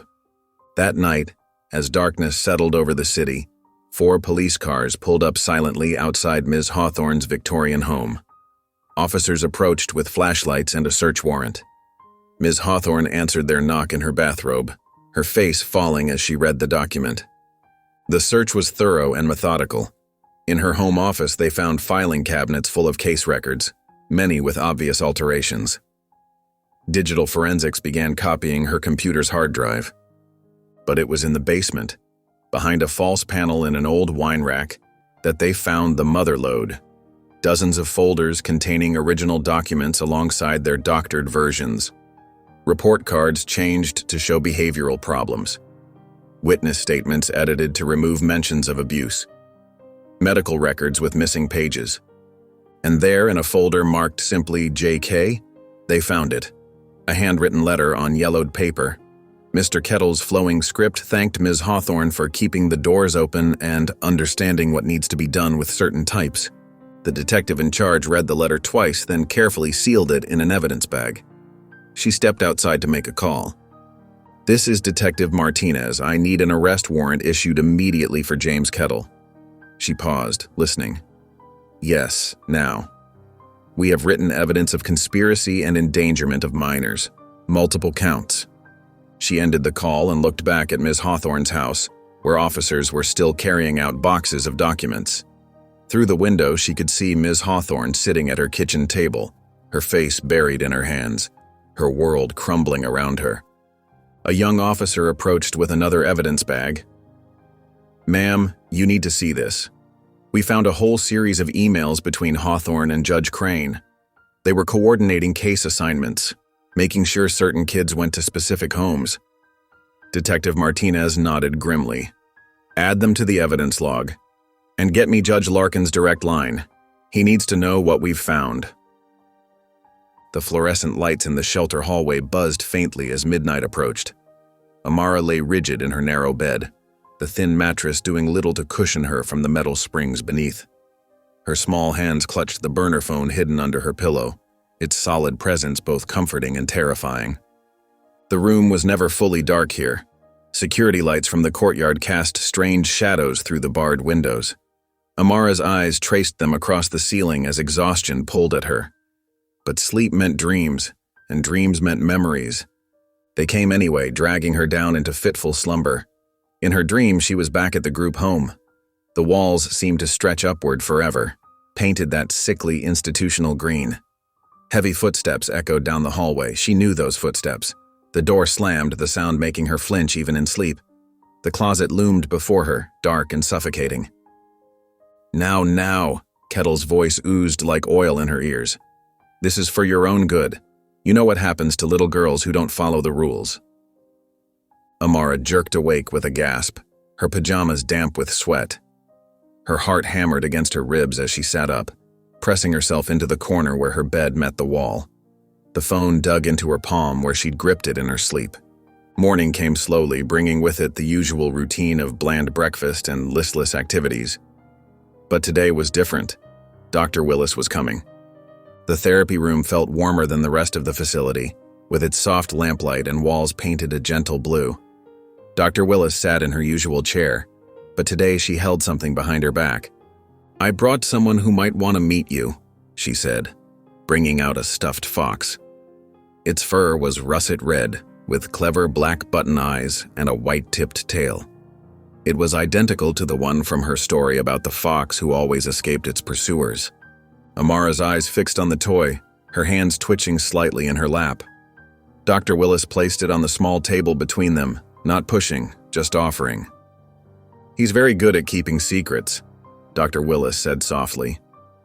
"And he's very brave, just like you."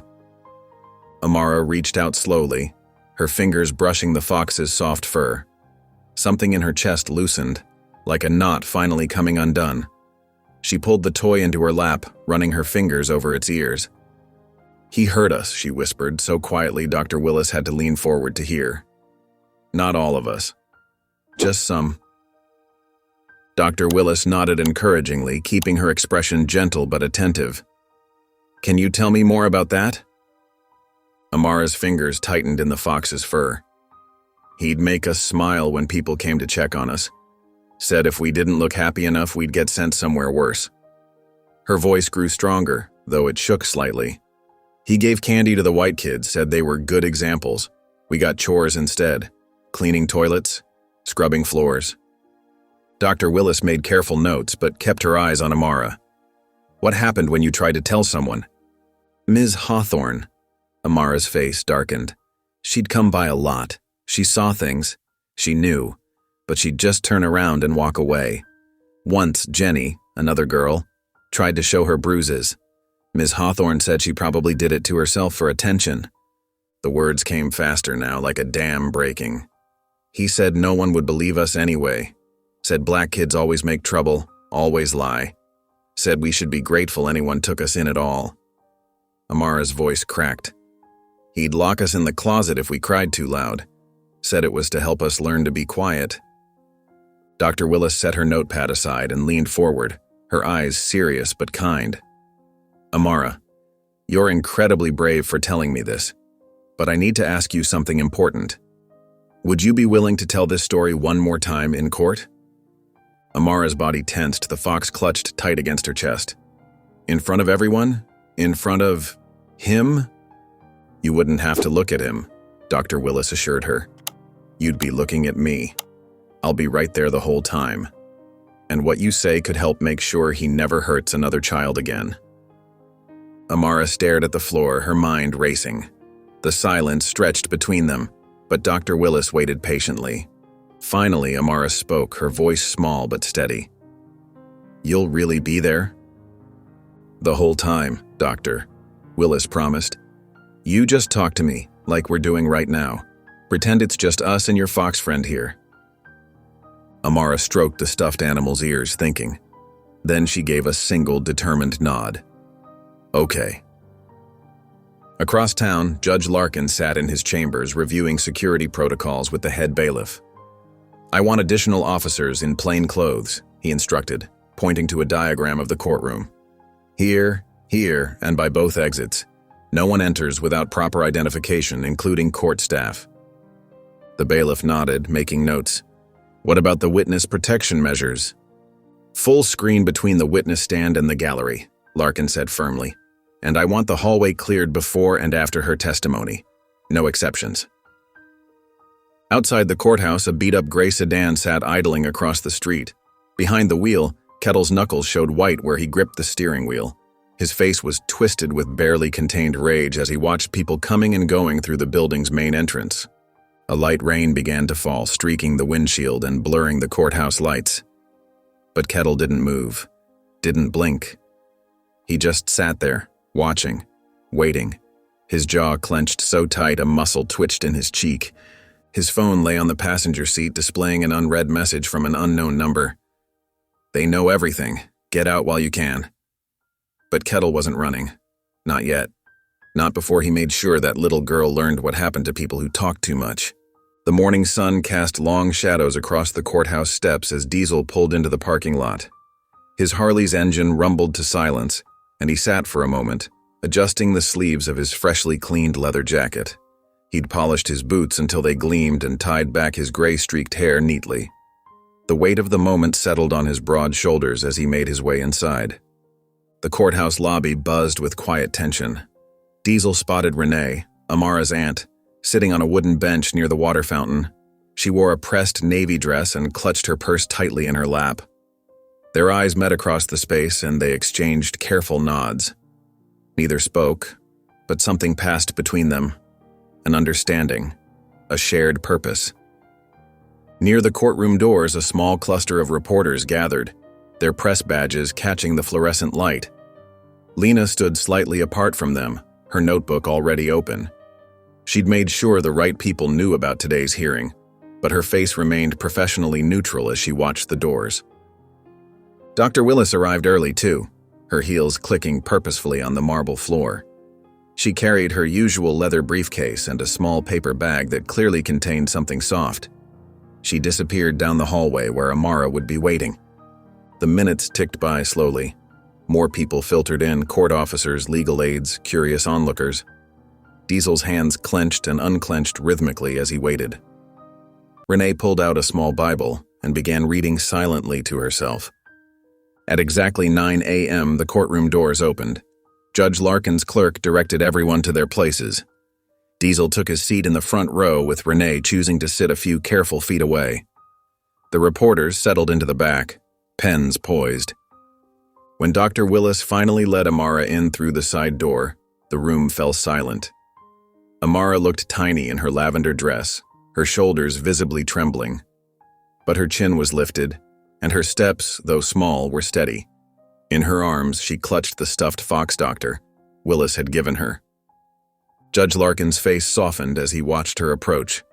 He'd removed his formal robes for this hearing, wearing instead a regular suit, a deliberate choice to make the proceedings less intimidating.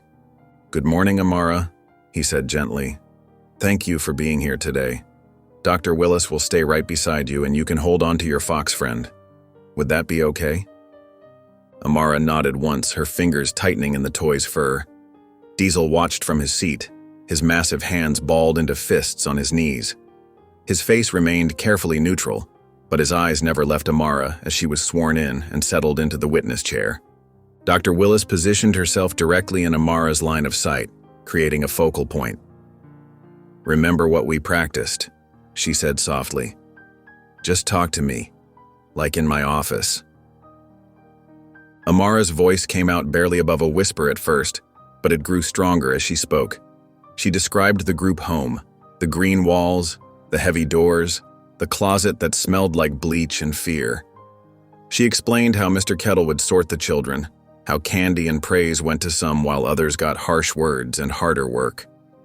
The courtroom remained deathly quiet as she described the punishments, the closet, the threats, the twisted ways he'd make them smile for visitors. Her voice shook when she talked about Ms. Hawthorne's deliberate blindness, how she'd walk away when they tried to show her bruises or tell her what was happening. Then Amara's testimony shifted to Diesel. Her voice steadied as she described how he never raised his voice, never made her fear closed doors, how he let her keep the light on at night and didn't get angry when she couldn't eat or speak, how he read to her even when she pretended not to listen. Suddenly, Amara's body went rigid. Her eyes had drifted past Dr. Willis to the back of the courtroom. Without warning, she raised her arm and pointed, her finger trembling but direct. "That's him," she said, her voice ringing clear through the stunned silence. "He was there. He always comes back." The reaction was instant. Court officers moved with practiced efficiency toward Mr. Kettle, who had indeed slipped into the back row. His face twisted with rage as he realized he'd been spotted, and he bolted for the door. He made it 3 steps into the hallway before 2 officers tackled him to the ground. The impact echoed through the courthouse as they wrestled him into handcuffs. As they dragged him back past the courtroom doors, he locked eyes with Diesel and screamed, "You think you're better than us now, huh?" His voice cracked with fury and desperation. The officers pulled him away, his shouts fading down the corridor. Judge Larkin's gavel came down with authority. "This court will take a 30-minute recess," he announced, his voice cutting through the chaos. "Officers, secure that man and contact the district attorney's office immediately." The courtroom erupted in movement and whispered conversations. Dr. Willis helped Amara down from the witness stand, keeping her body between the girl and the commotion. Outside in the hallway, Diesel crouched down to Amara's eye level, his massive frame somehow making itself smaller, less imposing. His face showed nothing but gentle concern as Amara leaned against his shoulder, still clutching her fox. "I said it," she whispered, her voice tired but proud. "I said all of it." Diesel's voice was rough with emotion as he replied, "You did good, kid. Real good." The morning sun filtered through the high courthouse windows, casting warm patches across the polished floor. The atmosphere in courtroom B felt different today, lighter somehow, as if a heavy curtain had finally been drawn back. Gone were the hostile stares and whispered judgments that had dominated previous hearings. Judge Larkin sat at the bench, his reading glasses perched on his nose as he reviewed the files before him. The room was fuller than usual, with several child advocacy representatives present and a sprinkling of press in the back rows. Lena sat among them, her notebook open but her pen still. In the front row, Amara sat between Diesel and Renee, her small hands clasped in theirs. She wore a new dress, royal blue with tiny white flowers, that Renee had picked out. Her hair was neatly braided, each plait ending in white beads that clicked softly when she moved. The stuffed fox from Dr. Willis sat in her lap. Diesel had traded his usual leather for a crisp black button-down shirt, though his tattoos still peeked out at the edges. His gray-streaked hair was pulled back neatly, and his boots, while well-worn, had been polished to a shine. He kept glancing at Amara, his weathered face soft with concern. On Amara's other side, Renee sat straight-backed in a modest cream-colored suit. Her work badge from the bakery was still clipped to her purse. She'd come straight from her morning shift. Dark circles under her eyes hinted at a sleepless night, but her expression remained composed and determined. The clerk called the court to order and Judge Larkin cleared his throat. "We're here today to review the custody petitions for Amara Carter," he began, his voice carrying clearly through the room. "I want to note for the record that former Judge Crane has submitted his resignation, and Ms. Brenda Hawthorne is no longer employed by the Department of Child Services." A quiet murmur rippled through the courtroom. Judge Larkin continued, "We have 2 petitions before us. The first from Ms. Renee Carter, the child's maternal aunt." He looked up at Renee. "Ms. Carter, your situation has changed significantly since your initial application was denied. You now have stable employment, suitable housing, and strong community support." Renee nodded, her grip on Amara's hand tightening slightly. "Yes, Your Honor. I work full-time at Sweet Dreams Bakery, and I've been promoted to shift supervisor. My apartment has 2 bedrooms, and I've already set one up for Amara." Judge Larkin made a note, then turned his attention to Diesel. "Mr. Maddox, your petition is unusual." He adjusted his glasses.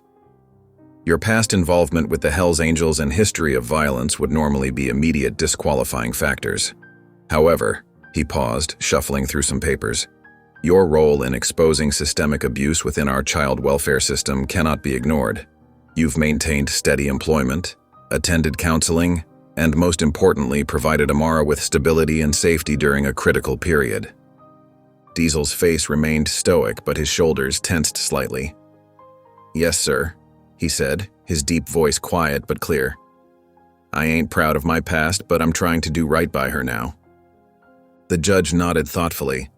Dr. Willis has submitted her recommendations along with extensive documentation of Amara's progress while in your care. He set down his papers and looked directly at Amara. Which brings us to an unusual decision. We rarely allow this in custody cases, but given the extraordinary circumstances and Amara's demonstrated maturity in recent proceedings, this court will permit her to express her preference directly. The room fell silent.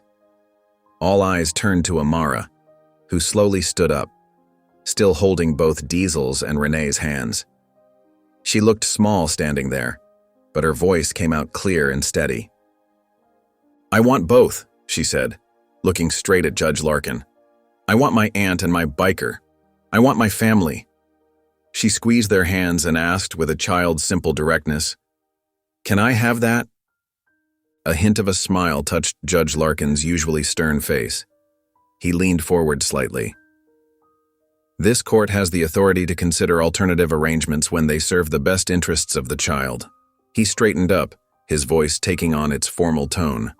"After reviewing all evidence and testimony, this court will permit joint custody, with full legal guardianship shared between Ms. Renee Carter and Mr. Leon Diesel Maddox." Gasps and murmurs filled the courtroom. Amara's face broke into a brilliant smile, the first real, full smile many had seen from her. Diesel and Renee exchanged shocked looks over her head, then shared a small, understanding nod. Judge Larkin continued with the formal declarations, but Amara barely heard them. She was too busy looking back and forth between her aunt and her biker, her family, watching as the reality of the moment settled over them. When the judge finally dismissed the court, people began filing out into the bright morning sunshine. Lena stood near the courthouse steps, her camera ready. Through her lens, she captured the moment Amara stepped out between Diesel and Renee. The unlikely trio bathed in sunlight, writing a new chapter that defied every expectation the system had placed on them. The late summer breeze carried the scent of grilling burgers across the small backyard. Renee stood at the grill, spatula in hand, her apron declaring "Queen of the Kitchen" in sparkly letters. She expertly flipped each patty, adding a dash of her secret seasoning blend that had already become legendary at the Sweet Dreams Bakery staff parties. Diesel worked methodically on the wooden ramp he was attaching to the porch steps. His tools lay neatly arranged beside him, and his measuring tape dangled from his belt loop. The ramp wasn't for anyone in particular, not yet, but he'd seen too many kids in wheelchairs stuck outside places they wanted to be. "Better to build it before it's needed," he'd said when he started the project that morning. Children's laughter filled the air as kids chased each other through the yard. Some were from the local youth shelter where Diesel now spent his Saturday mornings teaching basic bike maintenance. The program had started small, just him showing a couple of teenagers how to change a tire. Now it had proper funding, thanks to some of his old contacts who'd chosen to invest in redemption rather than revenge. Amara sat on the porch steps, her voice clear and steady as she read from a worn copy of The Lion, the Witch, and the Wardrobe. Beside her, a small boy named Malik listened intently, his eyes wide as she described Narnia's magical world. He'd arrived at the shelter just 5 days ago, clutching a garbage bag full of hastily packed clothes. Amara had spotted him hiding behind a couch during Diesel's last maintenance class and recognized the look in his eyes. She'd worn it herself not so long ago. "Why, it is she that has got all Narnia under her thumb," Amara read, adding different voices for each character. "It's she that makes it always winter, and never Christmas. Think of that." Malik gasped. "Never Christmas? That's terrible." Amara nodded seriously. "But it doesn't stay that way forever. Things change when brave people stand up." Dr. Willis's silver sedan pulled into the driveway, and she emerged carrying a covered dish that steamed slightly in the cooling air. She'd traded her usual office attire for casual jeans and a flowing blouse, but her warm, professional demeanor remained unchanged. She set the dish on the outdoor table and made her way to where Amara sat. "How's the story coming along?" Dr. Willis asked, settling onto the step below them. Amara marked their place with a bookmark decorated with foxes. "We're at the good part, where they start fighting back," Dr. Willis smiled, understanding the deeper meaning in Amara's words. Speaking of fighting back, I have some news. She kept her voice gentle but matter-of-fact, the way she always did when discussing difficult topics. Mr. Kettle's preliminary hearing was yesterday. 3 more girls came forward after reading about your testimony. Amara's hands tightened slightly on the book, but her voice remained steady. Are they okay? They're very brave, just like you, Dr. Willis assured her. And Ms. Hawthorne? The State Review Board is looking at every case she handled in the past 5 years. From his spot working on the ramp, Diesel gave a quiet grunt of satisfaction. He'd been right about the darkness hiding in plain sight, wearing badges and carrying clipboards. Renee called out that the burgers were ready, and Malik scampered off to join the line of hungry kids. Amara stayed seated, processing the news. She spent 3 nights a week at Renee's apartment now, where the walls were painted sunny yellow and the kitchen always smelled like fresh bread. The other 4 nights were at Diesel's cabin, where the quiet wrapped around her like a comfortable blanket, and the stars seemed brighter through the trees. Both places had become home. Both had her toothbrush in the bathroom, her favorite pajamas in the drawer, and her books on the shelves. She didn't have to choose anymore. She could have both pieces of her heart. Diesel set down his tools and reached into his pocket, pulling out a small package wrapped in brown paper. Got something for you, kid. Amara carefully unwrapped it to reveal a keychain with a small silver fox charm. Its tail curled gracefully, and its eyes seemed to hold a hint of wisdom. You kept the story alive, Diesel said quietly, his gruff voice softening. That's power. Real power. Not the kind they tried to use to keep you quiet. A smile spread across Amara's face, not the careful, measured one she'd learned to show social workers, but a genuine expression of joy. I'm not scared of the closet anymore. Diesel nodded, understanding everything she wasn't saying. The darkness had lost its hold, one truth at a time. As the sun began to set, casting long shadows across the yard, Amara helped Diesel string lights along the porch railing. They worked in comfortable silence, passing the strand back and forth. Renee joined them, carrying 3 glasses of fresh lemonade on a tray. The 3 of them settled into the mismatched porch chairs, Renee in the cushioned rocker she'd brought from her apartment, Diesel in his sturdy wooden chair, and Amara between them in a small wicker seat that was just her size. The lights they'd hung cast a soft, warm glow across the porch, pushing back the gathering dusk. No one spoke. They didn't need to.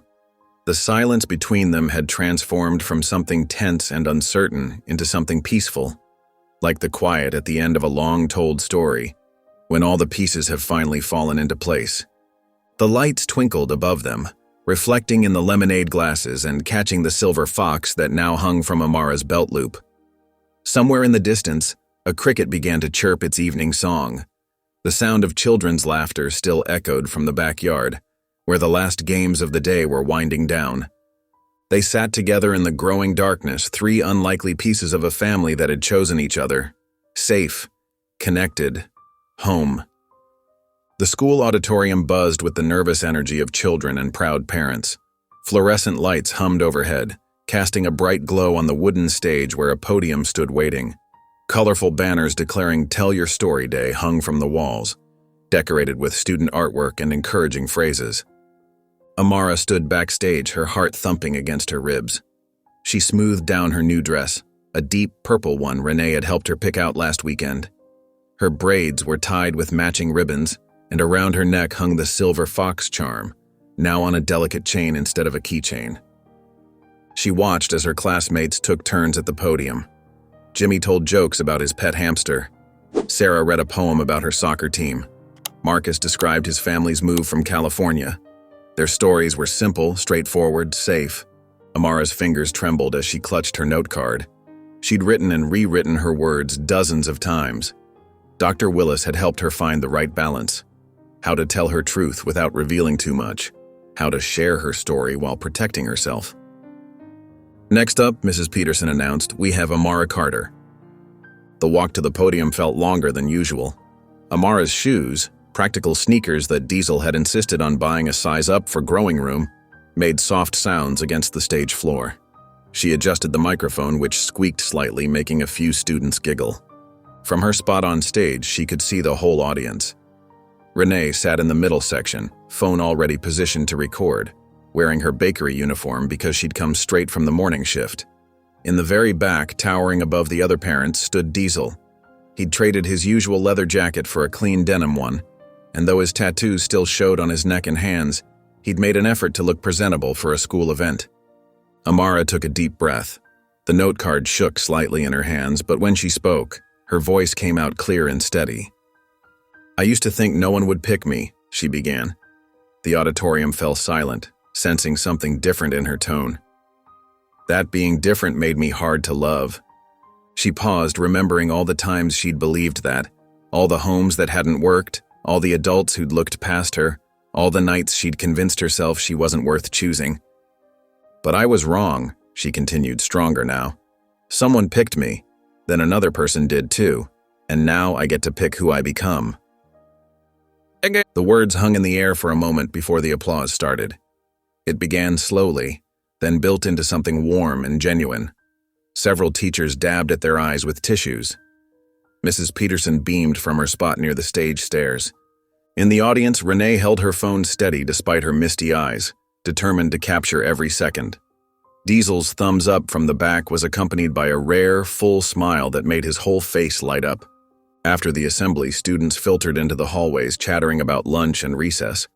Amara walked more slowly, still processing the morning's events. She passed bulletin boards covered with artwork and assignments until she came to one that made her pause. "What does family look like?" the title asked in bright construction paper letters. Below it, her classmates had contributed their visions. There were crayon drawings of houses with picket fences, stick figure parents holding hands with stick figure children, lots of dogs and cats, and even a few fish tanks. Amara reached into her backpack and pulled out her own drawing. She'd worked on it last night at Diesel's kitchen table while he fixed his old radio and Renee baked cookies for the class party. The paper was slightly crumpled from being carried around, but the image was clear. 3 figures holding hands in front of a sunset. On one side stood a woman with intricate braids and a baker's apron. On the other was a tall man covered in detailed tattoos holding a motorcycle helmet. Between them, a small black girl smiled, her feet planted firmly on the ground. She pinned it carefully to the board, making sure it was straight. The drawing looked different from the others, more complex, less traditional, but it felt right. It felt true. The final bell rang, signaling the end of the day. Amara adjusted her backpack straps and walked toward the front doors, where sunshine streamed through the glass panels.